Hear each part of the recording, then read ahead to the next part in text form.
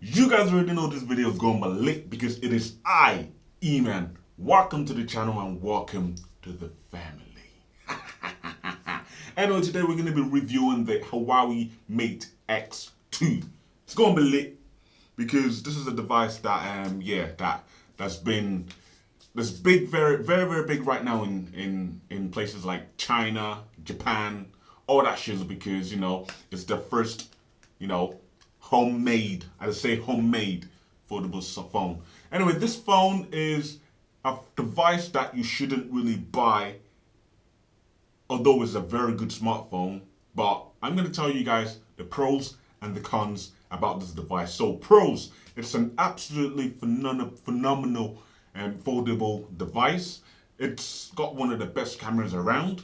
And of course, it has an excellent display quality. And now we'll move on to the cons. It unfortunately does not support anything to do with Google, so you're not going to get your Google Maps, OneDrive, Google Music, Google Pictures, all that stuff. It's not compatible with any of Google services, and it has no wireless charging, obviously because it's got to accommodate the whole folding feature and all that stuff, and it does not have water resistant at all, which is, I don't know, but obviously it's got to do with the whole foldable aspects of the device, and it's extortionately expensive, and more about the price later on in the video. So you probably won't buy the Mate X2.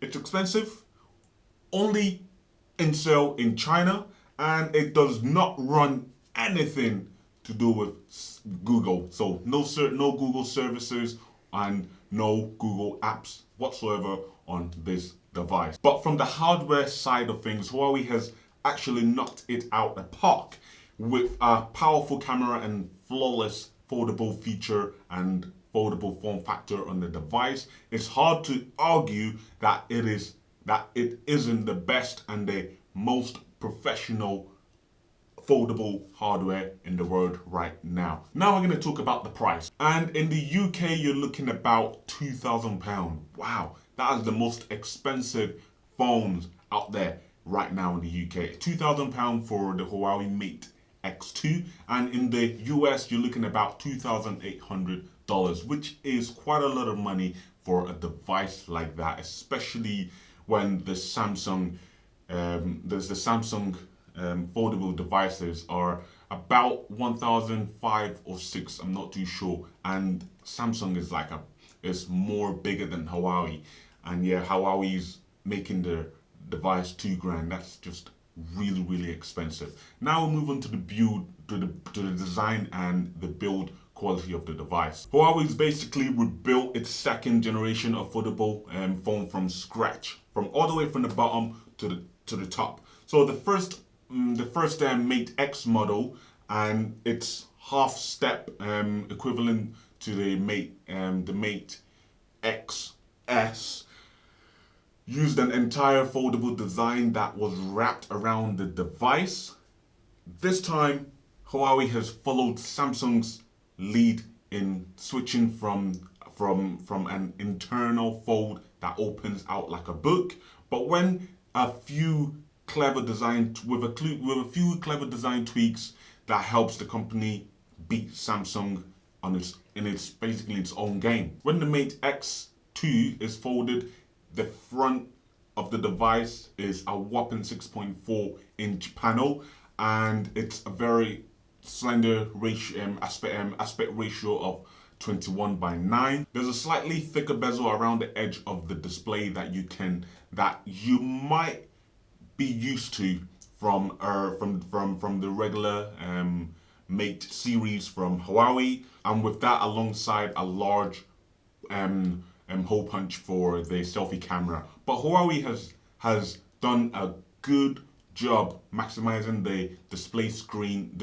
space on the outer side of the outer screen of the device. So beyond the extra weight and thickness of 295 kg and 14.7 millimeter thick when folded, there is really no compromise on usability when the phone is actually closed. It actually functions like a normal normal device, like for example, like the Samsung Galaxy S21 Ultra. So you still get that full screen kind of factor when the device is actually closed, unlike the Galaxy Fold 2, which is quite on the thin side when you actually close the device. But what's perhaps the most impressive thing about this device is how solid the phone feels when it's closed. Unlike other foldable phones, which still leaves a small gap in the middle of the device when it's closed.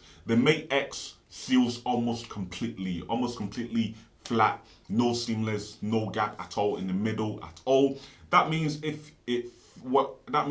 feels like that means it does feels like a single device, but quite a thicker and chunky single device, and enough so that you can actually kind of forget the fact that you have a foldable device, which is pretty cool.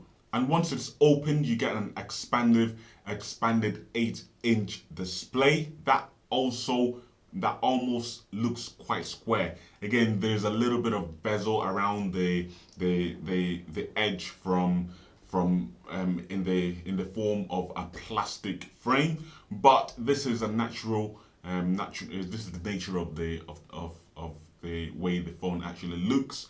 And once it's open, you get a big display which comes in at 6 inches, and it's almost a squared off display, which is pretty cool. Again, there is a bit of bezel on the edge of the device from the plastic framing of the device, but this is quite normal for the phone that it is. But on the plus side, there's no sort of selfie camera at all on the inner display, only on the outer display. So you're not interrupted when you're watching like a film or a movie or watching anything on the device at all. But other than the plastic frame around the display, the rest of the phone is actually built almost entirely out of metal and glass, which is quite amazing because of the fact that it's a foldable phone. It's pretty cool that they've used the metal and glass to actually structure and build the whole phone, which is pretty damn cool. And then the rear of the phone comes in a range of glossy color, which is you can either get a black or white or pink or a nice blue. The glass is finished with the back of the device is finished with glass, and it's a touch slippery, and obviously it's going to attract a lot of fingerprint, so it's going to be a fingerprint magnet, but it's definitely a slick looking glass on the back. So now we jump onto the display. Both devices on the back and in the front, when you fold the device or open the device, are both OLED, which supports a 90 Hz refresh rate. I'm surprised the Huawei opt for a 90 Hz over 120 Hz when even budget phones are now hitting the higher mark of 120 Hz, which is absolutely phenomenal because budget, but we're getting 120 Hz refresh rate, which is absolutely awesome. Yes, it has a crease on the display. Yes, you can see it. Yes, you can even feel it, but it doesn't really matter because the more you use the device and the more you get used to it, the more you oversee all those things and just treat it like a normal smartphone, which is pretty nice. Now we'll talk about some specs and performance on the Huawei Mate X2. So the Mate X2 is powered by a Kareem 9000, Huawei's latest and greatest 5 nm Ceylon, and it's essentially a rival to the Android Qualcomm Snapdragon 888, the chip that you find in basically most Android devices. And then Huawei combines the Mate X2 with 5 gig of RAM, and you can either pick them up in 256 gig or a 512 gig storage. This is expandable as well, so you can put a memory, SD card in there to up to I don't even know, to up to even probably 1 terabyte of storage, which is pretty damn cool. But there's a catch to it. You can't actually put a normal micro SD card in there. You have to put a memory card in there that actually that is made from Hawaii. Hawaii has their own made nano SD card technology, so you can't really put any other technology of SD cards apart from Huawei's one, which is a little bit sad. But I mean, they have to make money somehow, because the phone must have been a lot to manufacture, design, and obviously be put out on sale. Also, the phone comes with 5G as well. It's 5G supported, of course, and alongside with Wi-Fi 6 and Bluetooth 5.2. As for the Bionics, you can use face unlock when the device is folded and shut, or a fingerprint scanner for at any time of obviously having the device. Huawei has also opted for our more reliable side-mounted physical fingerprint scanner as well. So the fingerprint scanner won't be on the display; it will be on the side of the device to unlock the phone and to, of course, lock the phone as well. And now for the fun part, the camera. So the Huawei has packed in what is essentially the same camera setup found in the highest specs smartphones at this time. The Mate 40 Pro Plus has a 40 megapixel RYYB main camera, which with a 1/1.28 inch sensor, ultra wide, 3x telephoto, and 10x digital zoom that goes up to 100x.